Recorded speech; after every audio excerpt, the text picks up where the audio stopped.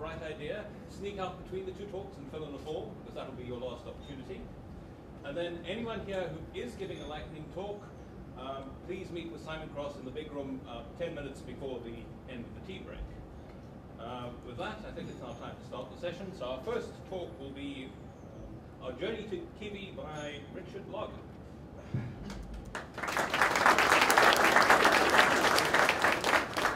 Yes, thank you. Great to be here amongst so many Pythonistas. I'm going to be talking about a framework we discovered about 10 months ago. I think it's really exciting because it delivers on the promise of Python everywhere. Windows, Linux, Mac, Android, Raspberry Pi, iOS. Basically, if it's got a Linux kernel and touch input, you can probably run Kivy on it. So, we're just going to quickly jump in. Okay. Originally, I was going to make this talk Our Journey to Kivy, but that's pretty boring. Actually, I'd much rather focus on Kivy.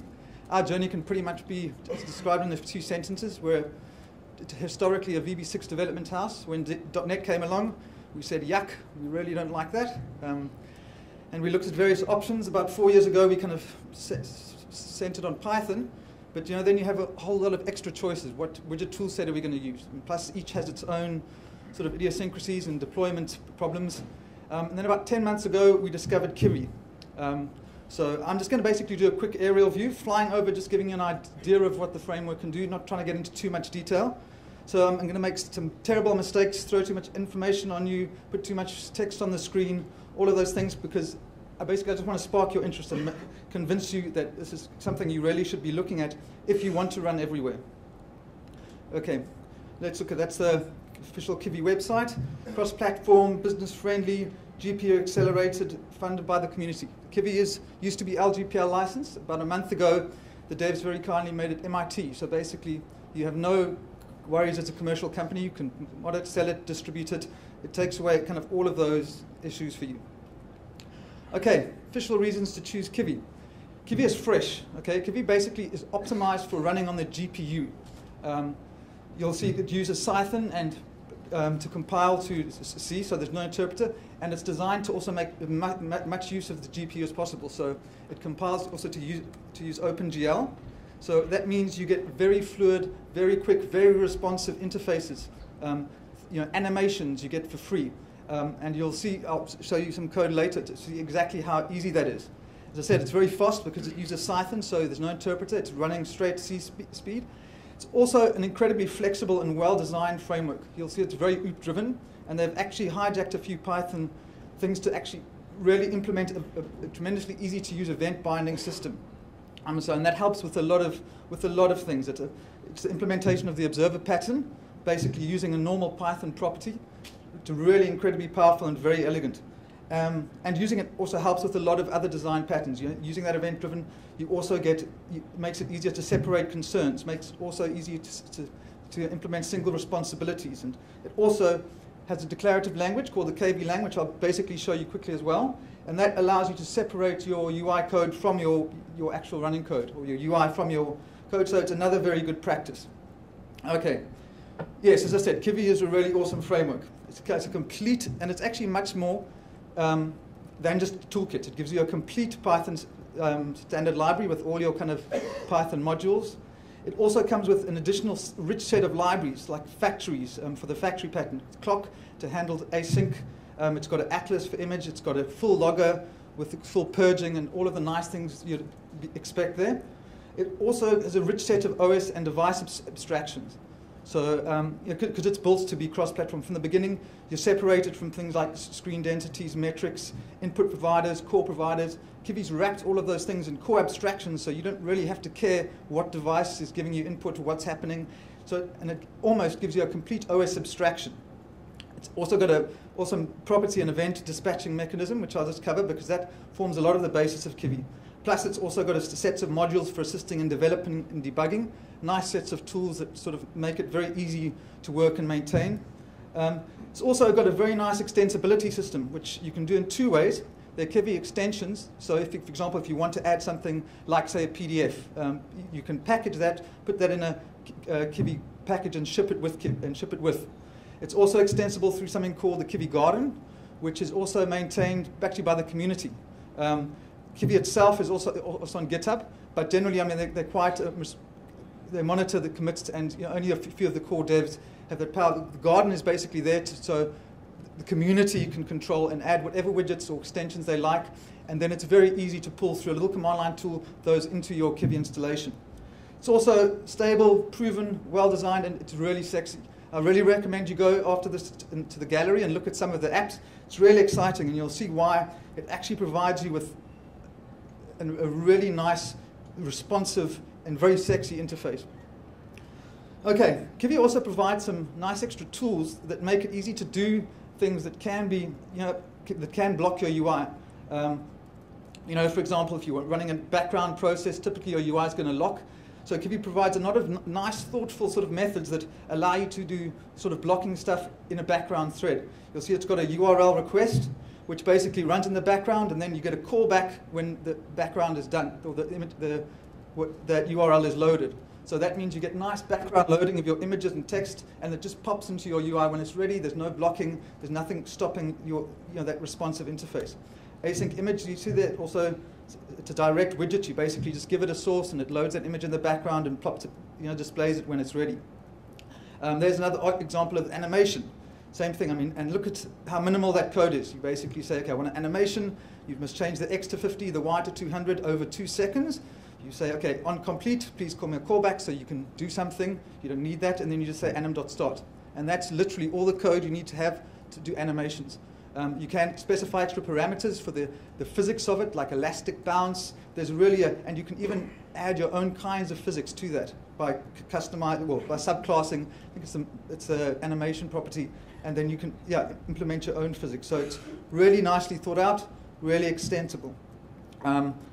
Yes, there's just a few things I want to go into first, because Kivy is quite different, and especially coming from using a normal toolkit like WX or GTK, there's a few things in Kivy that you think, wow, that's not what I expected. Why isn't it doing something? So I just want to cover those, because a lot of those design decisions affect the framework in quite a complex way, and it's important to kind of just, I think, up front establish what those are and why it's different.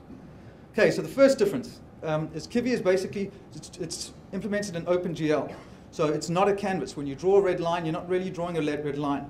Kivy is basically running in parallel a set of OpenGL instructions on the GPU. Your Python is in normal RAM. So basically, when you update a widget property, for example, you often don't see that change automatically, because you're changing your Python representation of the object, but the instructions that are actually rendering it are on the GPU. So you need to basically in Kivy do binding between that. So when you change, for example, the widget property, it updates the physical representation on the GPU. Kivy does that very nicely using the observer pattern, which I'll show you just now. Okay, so that's the first gotcha. Got a widget, you move it to pos, doesn't change on the screen. It's still in the same area. Again, that's because you're not changing the OpenGL instructions. You're changing the Kivy the object. So Kivy's got two ways of doing that. You can manually bind your properties. It gets a bit clumsy. So Kivy provides a very nice language called the KV language to automate that binding for you. It has the added advantage, of course, and then you've got a declarative language where you do your UI. Your code is quite separate.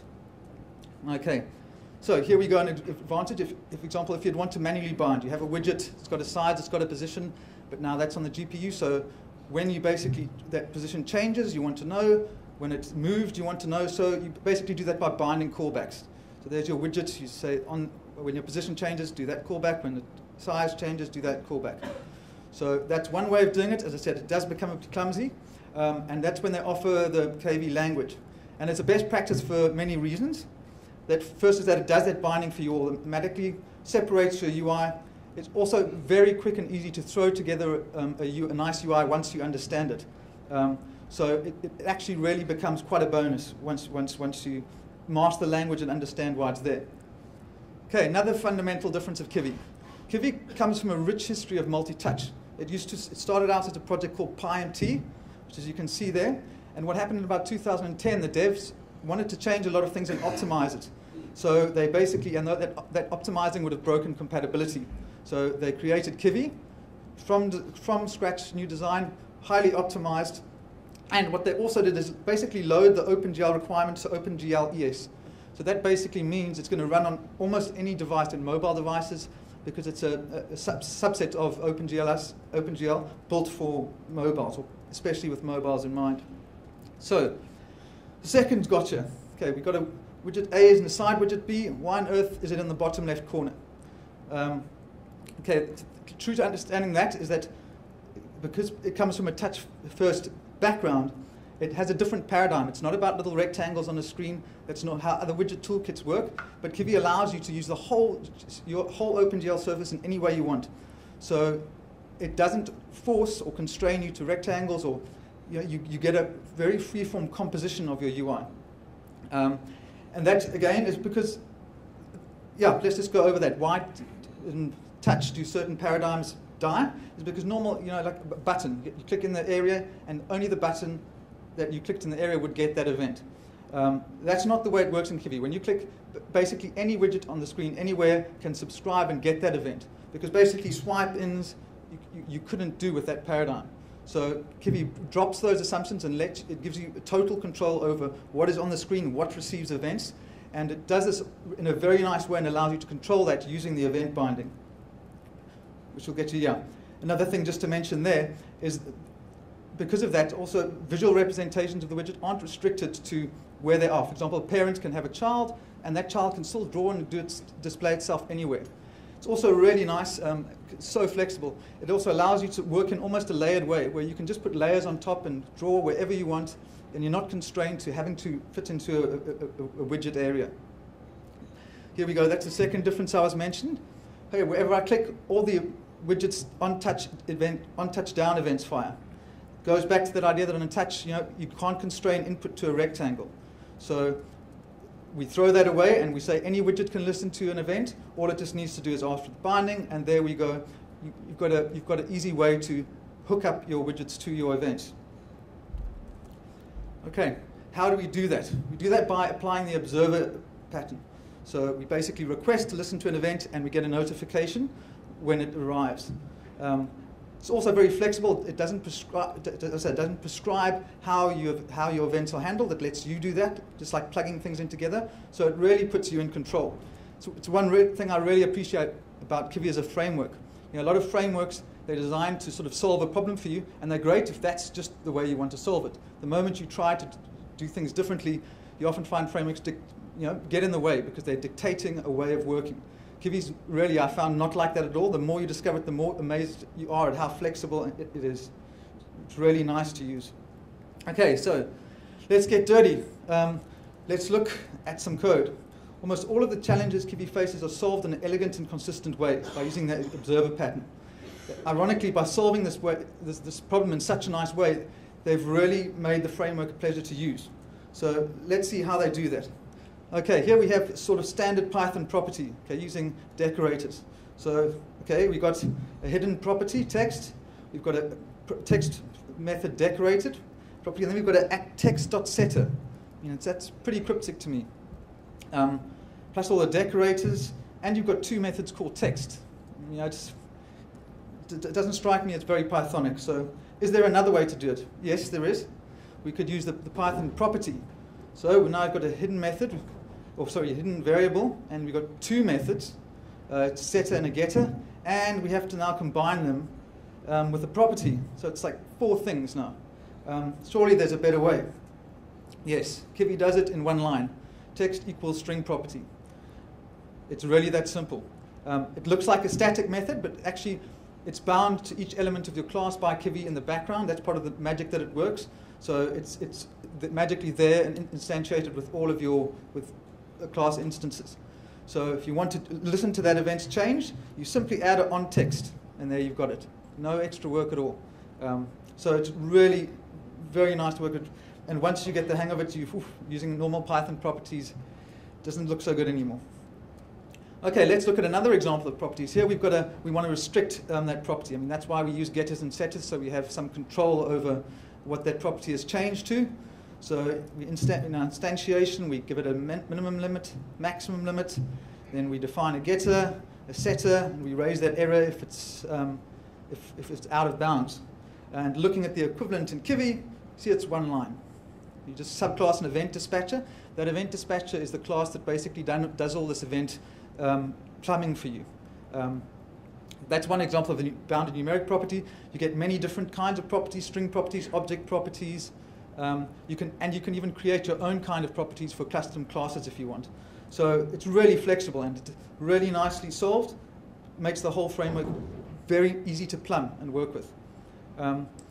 Here we go. So here's an example of Kivy as the event dispatchers.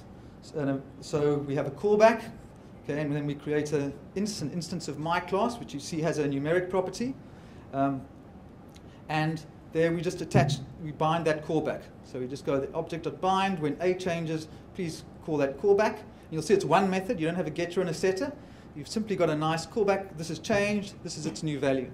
And you see that callback gets past the instance of the object and the value that it's changing to. So really, really nicely done. It helps in many ways.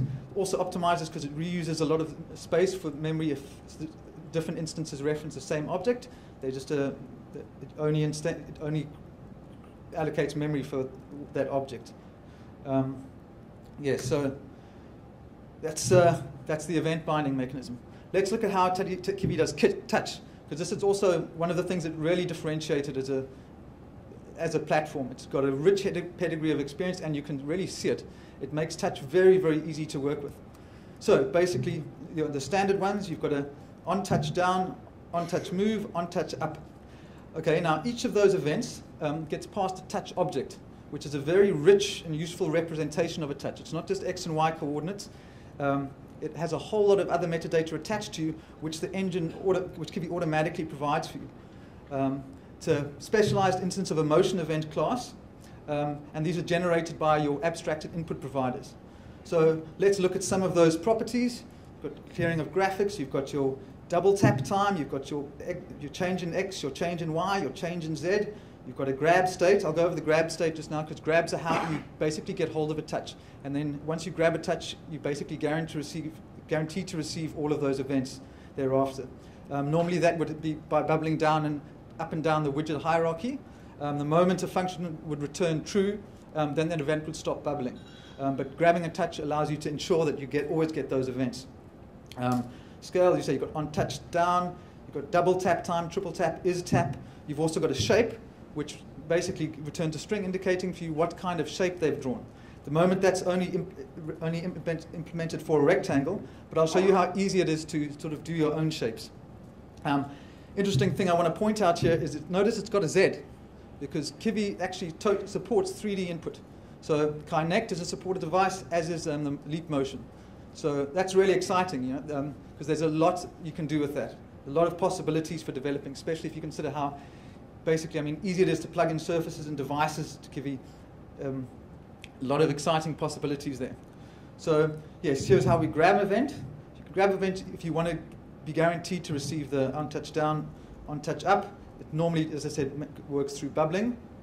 So that just allows you to have more fine-grained control. Here's a code example. So you'll see the on touch down. So we use, as I said, because any widget can get input from anywhere on the screen. If you want to see if it's inside that widget, you use a widgets.collide point event, and you just unpack the touch XY. And then basically that returns true if it's within the widget, false if it's outside of the widget. So if it's inside the widget, we do a grab, and we return true, indicating that we've handled the touch.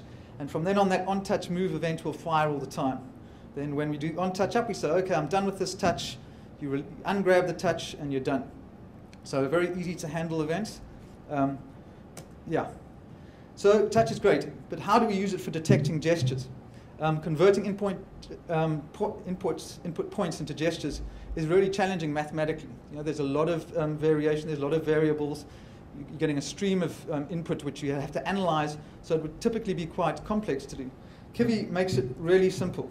So let's look at an example for that.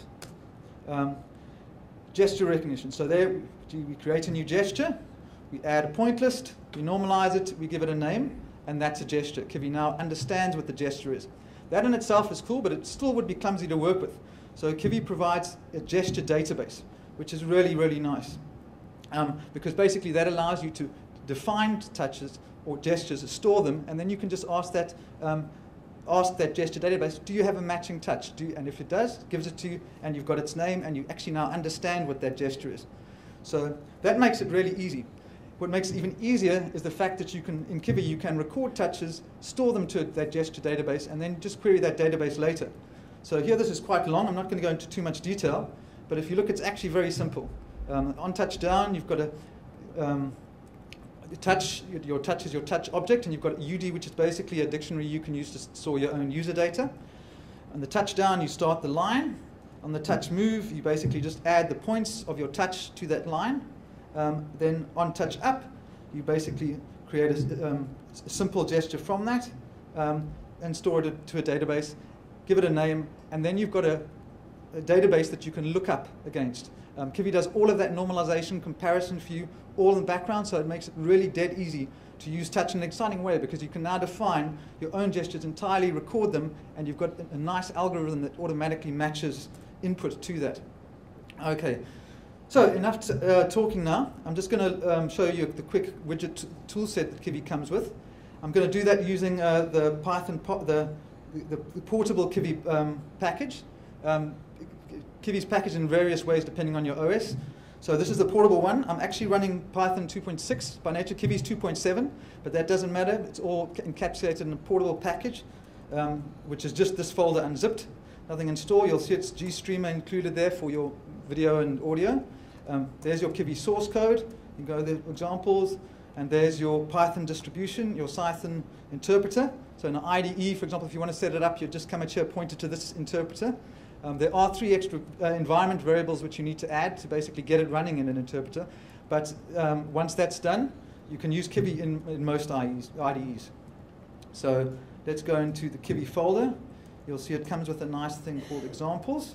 And here are a full set of examples demonstrating the various abilities of Kivy. So we're going to go into the showcase, and just so you can get an idea of what widgets Kivy comes with. There's some really nice ones. See there, just running in the background. I just want to explain that that's your Kivy logger. Works really nicely. So they're enabled by default for you. You can switch it on and off for the config, obviously, when you want to deploy. But it's also really nice. Works. I mean, on Android, you see that spat out to your console. In iOS, you see that all that logging appearing in Xcode. All works without you really having to do anything. So, okay, so here's our Kivy showcase. So you've got our standard buttons over here, up button, up down, toggle buttons. Got some sliders there, some progress bar over here, a switch widget. Got some radio option buttons there, tick box, text inputs. You know, fairly standard, what you'd expect. Here we have some more complex widgets. We've got an accordion, that nice sliding out effect. That kind of panel, pop out. Notice it's all smooth, all animated. There we've got a file browser. You'll see there we can step through the files. We've got icons of our files here. So there you've got a built-in file browser.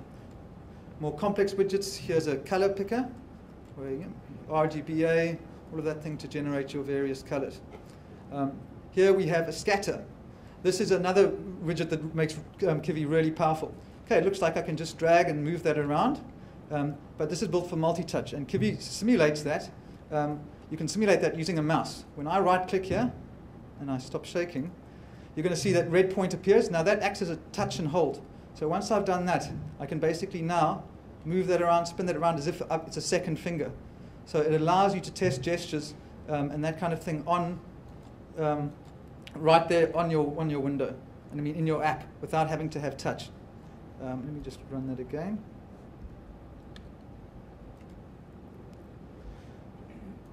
Yes, so that makes it really nice. Also, you can drop anything onto a scatter. So you can have a whole widget hierarchy or UI, just drop it onto a scatter, and you get that kind of rotation free. Yeah, you've got tree views, normal tree view items. Those use adapters, so you can also customize that and add your own kind of things. Font sizes, relatively standard. Kivy does fonts really excellently. I'll get to that later. And you've got a pop-up, which is like your typical message box kind of thing. The nice thing about a pop-up is that you can basically put anything into it. It's not like just a normal message box. It takes basically a content, but you can put anything in that content. You can have a whole hierarchy of widgets nested and just pop it into a pop-up There you go. And you'll see there we have some of our layout controls. Got an anchor layout, this is basically where you attach widgets to a certain point. Box layout, which would kind of be what you expect, like it's in your normal GTK stack layout. Almost does horizontal, vertical orientation. A float layout, which is very free form. You can basically position it anywhere. Nice thing about a float layout is you've got multiple options for positioning. You can use pixels, you can use, if you use a float between 0 and 1, that is basically representative of the proportion of your container. So then you can basically define layouts and widget sizes and coordinates as fractions of your whole layout. So it makes it very easy to scale, very easy and very natural to work with. Grid layout, which you'd expect now, you've just got rows and columns. Stack layouts, there you go, so you can just bomb them in, and as you see, that automatically arranges them. And a relative layout. Relative layout is very nice because whenever you move the container, the children move with it. Yeah, so that's very nice. Also, it's quite important to use it. As you'll see, you get free scrolling and bumps, and that motion effect like you'd expect on a mobile device with Kivy. Using a relative layout there is pretty important because otherwise there's a lot of recalculation that has to happen on the widget positions. So the relative layout is really nice for that. It makes it much quicker and faster to execute. Okay, so let's get back. Okay, so that's basically a brief tour of the widgets. Another really nice one is called a screen manager. But typically your Kivy app is basically one window with one screen. If you want to move between, if you want to create different screens, you would use a screen manager, which allows you to move between them. The really nice thing is, with that, you get free animation. Makes it really nice. You get slide-ins, you get swipes, you get bouncing in. All of those things you can also change and customize, as I said. So that just comes for free.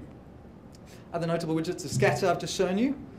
Really nice because it makes it incredibly easy to use multi-touch without really having to understand. You just bomb stuff into a scatter. It can be rotated by pinch, zoom, all of those things. You'll see there it's trivial to create a scatter. Scatter objects, you just create it. You can see there's a do rotation. That basically just, then it won't allow it to do rotation, because by default it will let it do anything. Do scale, so it can't be zoomed. On translation, y equals false. So that scatter will basically only allow that widget to be slid along the x-axis. Create an image, give it a source, and you just add it to the scatter, and you're done. So really nice, and it's really very cool to be able to use multi-touch so easily. Okay, another nice widget is a code input widget, text input widget. You'll see there that it recognizes both Python and the Kivy language. On the right there, you'll see the first example of the Kivy language. So it's creating a box layout, adding a tabbed panel, just setting the tab pos, adding a few more tab panels, a file chooser, and a file chooser icon view. So the right gives you a UI, on the left you have your code. So it's also really nice having that separation. Here's a pop-up, just example. As I say, incredibly flexible because you can put anything in a pop-up.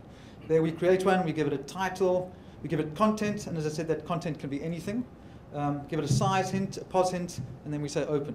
So very easy to create. If you want to react to events from that pop-up, you typically pass it an onDismiss callback that gets called when the pop-up's dismissed. Layouts, so it's got a full suite of layout.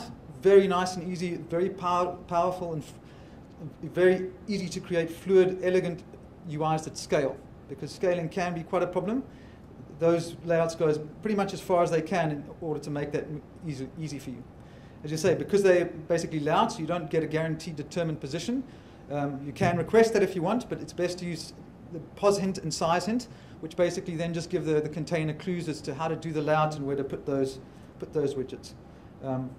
So in terms of customizing widgets, yes, very easy. You can do it in various ways. You can create your own all you have to really do is inherit the event dispatcher, or better, the widget, which in turn inherits the event dispatcher. Or you can subclass and alter just by changing properties. Another option is all the Kivy graphics are pulled from an atlas, which is basically just a PNG with different areas demarcated.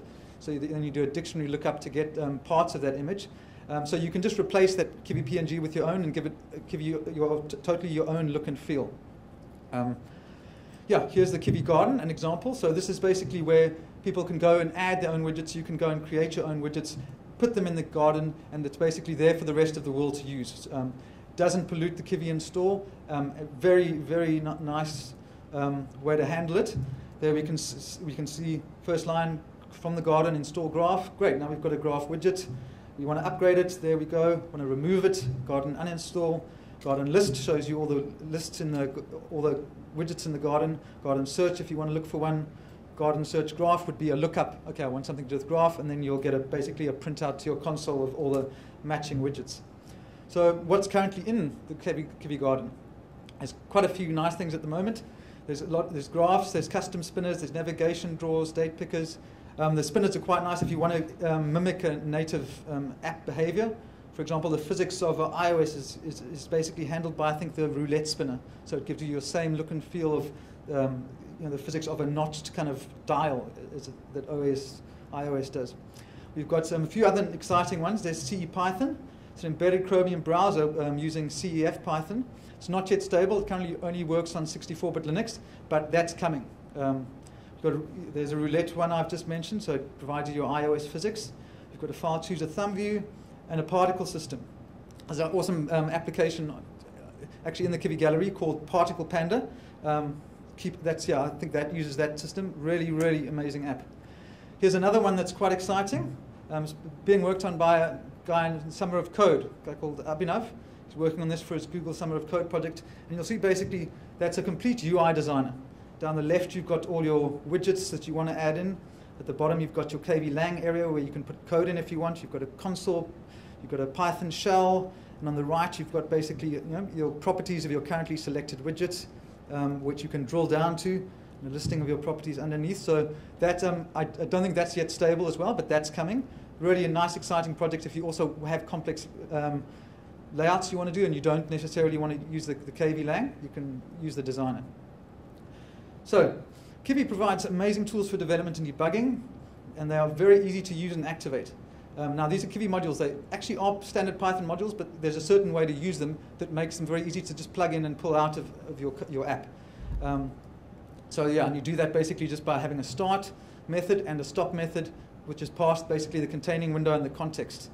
So these modules currently include like touch ring, which just circles touch, monitor, which gives you your frames per second count readout, key binding, which basically allows you to sort of do hotkeys that apply all over, recording and playback of events. Really, really nice addition there, especially if you want to do some automated testing, because you can basically just start the recorder, do your clicking, your key presses, stop it, and you've got a recording of that sort of entire interaction. It's apparently not entirely, doesn't capture every subtlety of every event, but it's, from what I understand, it's highly effective nonetheless. Screen, to emulate different screens. That's also really nice because catering on devices, different device screens can be quite complex. I'll get into that just now. And show you some examples. There's an inspector, which is really, really cool. It basically allows you to have a UI, and you can basically drill into your UI and real time, seeing the properties of objects, getting their properties, changing them. Very, very cool. And a web debugger. So that's a real-time animation of your app internals via a web browser. That's personally one of my favorite. There we see it in action. So there's a web debugger. This is running basically alongside your app. The way this works is Kivy, this Kivy module comes with an embedded micro framework called Flask and an embedded small jQuery to sort of do the nice graphics. But yes, and then while your app is running, you're getting this printout debugging. So really nice because you see all your Python objects, your frames per second, all the while your app is running. So it also hints at another the nice possibilities of Kivy that it already has an embedded micro framework. So putting an embedded web server into Kivy is not an issue. Another tool, here's the inspector module that I mentioned. You can see on the background in the red, basically it's your currently selected widget, and on the bottom you can see you can drill down into all of its properties. The do scroll, X, Y, all of those things live, and as you click, these things will change. You can also go up and down and drill down the widget hierarchy by, if you click on that button there, it would basically go to that widget and start inspecting that. So you get this nice interactive way to inspect your whole UI without any effort. So interactive launcher, let's go back to that. This is really nice. This is also one I've only just discovered. I'm also actually relatively new to Kivy. So I've just discovered this one, really nice. It basically allows you to run your app as an object and open it basically and access it live from a console. It also supports IPython. So basically, while your app is running live, you can have an IPython console to inspect, query. You get all your nice autocomplete and pop-up. Really nice. It's also got a way of basically 4-thread issues. For example, obviously in that scenario, you've got a console where you're accessing memory. You've got your running app. So there are possible, contention issues and thread safety issues. But Kivy also comes with a safe membrane wrapper, which you can use to basically handle that synchronization for you. So let's look at some of the other library Kivys has got. Kivy really does have a full stack framework. It offers you so much. Animations and transitions, atlas, clock, factory, logger, metrics, vectors, adapters, gestures, shader and stencil instructions, async data loading, virtual keyboards, it's restructured text. It's got a little utils platform to handle some OS-dependent issues. Other core instructions include audio. You get full video and audio using GStreamer. Camera, access to clipboard, OpenGL, image. It's got a spelling. You can access spell complete and spell checking, text, video, input providers. So it's a real full set of tools you have with Kivy. Okay, let's look at some of these. This is a really, really awesome one called metrics. Basically, metrics abstracts your device screen. And it allows you to set coordinates in whichever way you want. So you can set them in points. You can set your coordinates in millimeters, centimeters, inches, density independent pixels, which is really nice. What that does is it detects, basically, based on your display, what one pixel should be. On some very high density screens, like, for example, the S4, one dot is tiny. So Kivy automatically scales that according to your device's density. So you get a very consistent way to specify coordinates without having to care about that. You also get a very nice coordinate called scale pixels. What that does is that also considers your device's font setting, font scale, because basically all your different Android devices and iOS, they come with a different font scaling. So by using the SP, you get basically a consistent way to specify what the user expects as a small font, as a large font. If you use an absolute size for a font, on high density screens, it's going to be screamingly loud and big, and your users are going to typically look at that and say, wow, why are you shouting at me? So scale pixels, or SP, allows you to specify your font sizes and your coordinates in a way that's respecting the device's native font size. Very nice, makes it fit into your device and adopt its aesthetics, if you will. So really nice. And as I said, you can specify almost any coordinates using these anywhere in Kivy. I suspect that magic is done also through the event binding. But yes, it's very nice to have such flexibility. So it really does it well. Another nice thing why it's so much easier to use than most other platforms or operating systems I've used, or sorry, languages I should say, is that you can specify your font size in height. So you don't have to do this conversion between points and inches and millimeters, all that. It's your height. Simple as that. So if you wanted to, for example, to take up half the size of your screen, you just say font.height or font.size equals half of your window height. Boom, it will be the same on all devices. So really simple. And when I look at that, I think, like, what are other people thinking when they make it so hard? Kivy really makes that easy for you. So another really nice thing that works in combination with that is the ability to... You've got 1 minute left. Okay, so I'm not going to get through it all, but that's the logger. So you can basically just log all your densities. There's your factory, which basically just gives you a way to register classes. And everywhere in your Kivy app, you can instantiate them just using the factory. There's a utils library, which gives you your total selection of returning the OS, so you don't have to care or go through all these hoops to find out whether it's in Windows, Linux, Mac, iOS. It will tell you. Compared to other cross-platform options, I mean, even assuming that those GTK, Qt, pyjamas, even assuming that those weren't just widget sets, they still all have their problems, and you really have to care about the different OSs and package them. So Kivy takes that away from you because it gives you your own look and feel everywhere. Uniform, because it's not depending on your local widget tool set. It's giving you what is your app, and basically looks the same everywhere. So there we can see some graphs, just the downward trend of GTK after the GNOME 3 sort of debacle, disaster. Qt also hovering, but I think there's a lot of uncertainty about the future of Qt and the ownership, and also the licensing on Qt. WX also very dismal there. There you go, you can see Kivy going up and up. And even Guido loves Kivy. In 2012, the Python Foundation gave Kivy a $5,000 grant to speed up the Pi 2 to 3 move. Glad to say that's almost done. Currently, the master trunk is basically Pi 3 compatible. When the next release of Kivy 1.8 comes out, that will introduce a Kivy official Python 3 support. So nice to see that's on the way. Yes, so with all this yummy goodness, why should we not use Kivy? Okay, there's about 3 reasons only that I can think of. Want it to run in a browser? No, that's JavaScript, I'm afraid. Number 2, I need to use OS-specific features like SharePoint or Apple iOS services. Yes, you can do that to a point. Kivy comes with PyJamas, which allows you to do your Java calls. I think there's something similar for iOS. But if you're really going to integrate into your iOS, into your operating system that much, there are probably better choices just to use a native language and platform for the OS that you're catering for. Level 3, the high-level document support is not really complete in Kivy. It's got RST, restructured text, so you can do some nice-looking stuff, but currently doesn't really do HTML or PDF. Of course, you can. It's very easy to ask the operating system to open those documents for you, so it's still doable. It's just they just can't be embedded in Kivy at the moment. But if that's not an issue for you, there are really a lot of reasons to use Kivy. It's a portable, full-stack, mature framework. It produces really exciting applications that are fluid, fast, built for mobile from the ground up, provide you with complete OS abstraction. It's got a rich history, which you can see in the design and the way they've handled everything in Kivy. You really look at it and you go, wow, yes, thank you, that's nice. I really enjoy having that feeling after working for it for a long time. It's released under MIT, so it's commerce friendly, hosted on GitHub, so if there's an issue, you can do your own pull request, get it fixed. The devs are really helpful there, they're really active, the forums are active, so the support you get with Kivy is also really, really nice. It's got a high-quality code base. I mean, I've seen like some also big discussions on pull request where they really insist that things are done well and correctly, and all the core devs chat and get involved in that. So it's a really nice code base. You can see that through looking through it, and it's got a growing, vibrant community.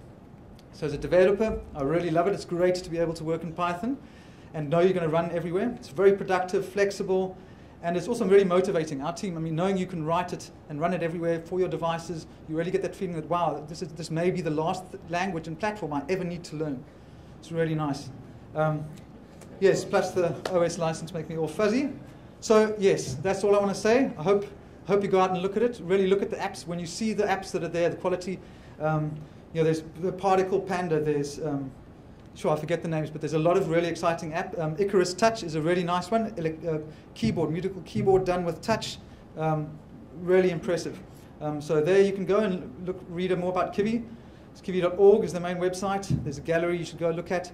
There's also, they're hosted on GitHub, so if you want, you can just clone your local repo and start using it. That would typically be your dev option when you're working with basically the current master. If you don't, there's also a packaged version of 1.72, which is their stable one.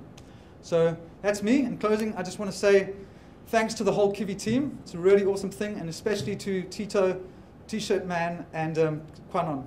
Thanks.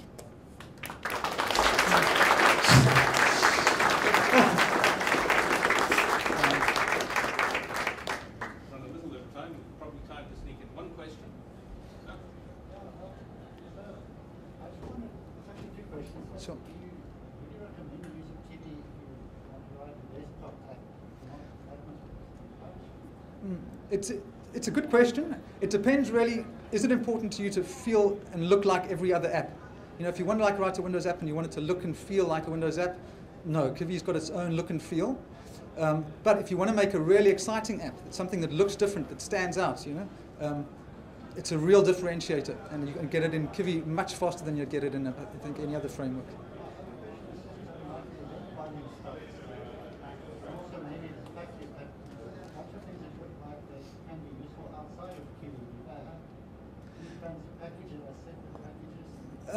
I don't really think so.